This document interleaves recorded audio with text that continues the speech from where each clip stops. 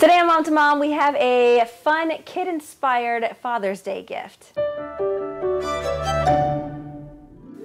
With Father's Day on the way, we always try to find different gifts for our kids to give dad or grandpa or maybe a coach, someone fun that they care about in their life.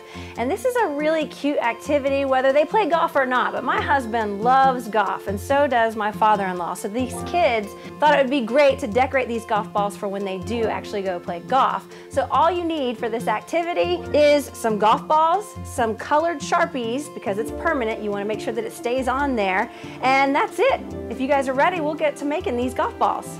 So we like to write sweet messages on these golf balls as they're decorating them. You can say, #1 dad, best dad, great shot, draw some hearts, some flowers. Just encourage your kids to have fun as they're decorating these golf balls.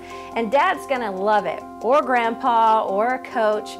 And it helps them find the ball, especially if they're not that great at it. So they'll be able to find it because it's bright colors, it's colorful, and nobody else is gonna have it just like dad. Moms, if you have any wonderful ideas, please share them up on our Facebook page, and we'll see you on the next Mom to Mom.